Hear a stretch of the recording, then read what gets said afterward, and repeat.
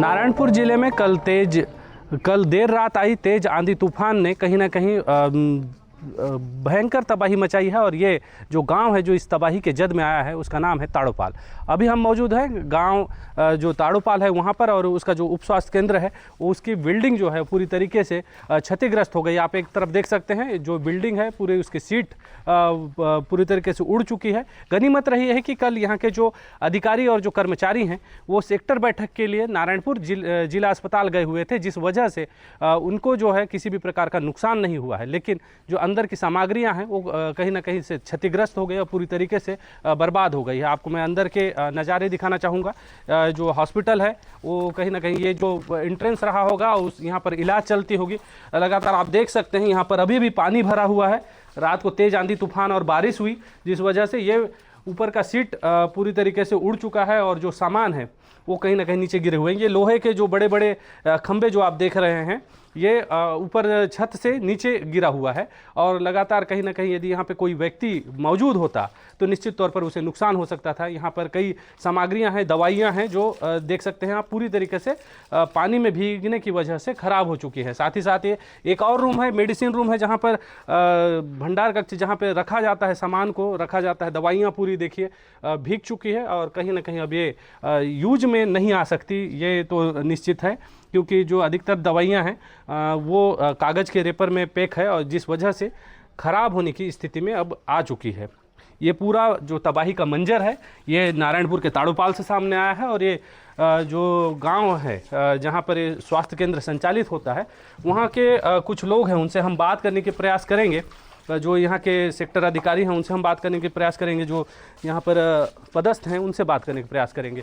एक स्वास्थ्य कार्यकर्ता के लिए एक रूम बनाया गया है जहाँ पे ये रहकर यहाँ पर इलाज करते थे, उनसे बात करेंगे। ये देख सकते हैं पूरी तरीके से जो रूम है इसके भी छत पहले तो उड़ चुकी है और जो सामान है वो बिखरे पड़े हुए हैं, क्योंकि रात को तेज़ आंधी तूफान इस सब सामानों को बिखरने में कहीं ना कहीं वो हुआ है।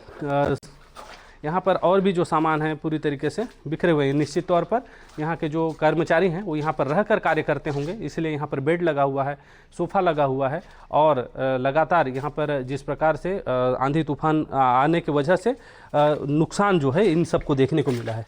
सबसे ज़्यादा भयावह नज़ारा यहाँ पे देखने को मिल रहा है जहाँ पर एक बेड पूरी तरीके से क्षतिग्रस्त हो गया है। देखकर ऐसा लग रहा है कि यदि यहाँ पर कोई व्यक्ति रात को मौजूद होता तो उसकी जान भी जा सकती थी। बड़ी घटना है और इस पर हम रिपोर्टिंग करने पहुंचे हुए हैं। एक स्वास्थ्य कार्यकर्ता हैं, स्वास्थ्य कर्मी हैं, उनसे हम जानेंगे क्या कुछ कैसा नज़ारा है। जी मैम, आपका पहले परिचय जानना चाहेंगे। मैं सामदाई कमेटी CHO यहाँ पे ताड़ोपाल में पदस्थ हूँ। यहाँ पर आपको कब पता चला इस प्रकार से पूरा जो आंधी तूफान आया और उड़ गया बोल के? 5:30 बजे सर, कल शाम को 5:30 जी बजे कॉल किए थे। मैं एक्चुअली क्या हुआ, कल सेक्टर मीटिंग था, मैं यहीं पे रुकती हूँ, तो फिर सेक्टर मीटिंग के लिए मॉर्निंग में गए थे, फिर शाम को आने वाले थे लेकिन आंधी तूफान आ रहा था तो मैं रुक गई थी। तो फिर यहीं गाँव वासी लोग कॉल करके बोले कि आपका पूरा छत उड़ गया है और फिर हॉस्पिटल पूरा बर्बाद हो गया है ऐसे करके।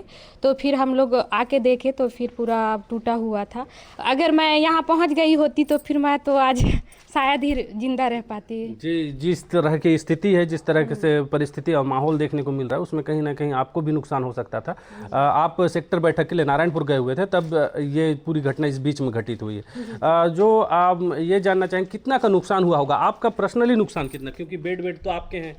मेरा तो लगभग 1 लाख तक का हुआ होगा। टीवी भी था और फिर बेड, ये पूरा अलमारी पूरा टूटा हुआ है सर। पूरा अलमारी और ये बेड टूटा हुआ है, आपके सामान भी, कई सामान जी भी। जी। ये जो हॉस्पिटल की सामग्रियाँ कितनी खराब हुई होगी? हॉस्पिटल के तो बहुत ज़्यादा है सर। बेड है, अलमारी है, फ्रिज है, कूलर है, डिलीवरी बेड है और बेबी किट है, बहुत सारा सामान सर। वहाँ तो बता ही नहीं सकते। दवाइयाँ भी बहुत सारी खराब हुई है। दवाई भी है, उसका तो अंदाजा भी नहीं लगा। हम नारायणपुर में देखते हैं मैडम कि जो बड़े जो हॉस्पिटल हैं अधिकतर ग्रामीण क्षेत्रों में भी 2 मंजिला हॉस्पिटल बने हुए। आपके यहाँ सीट का हॉस्पिटल कैसे?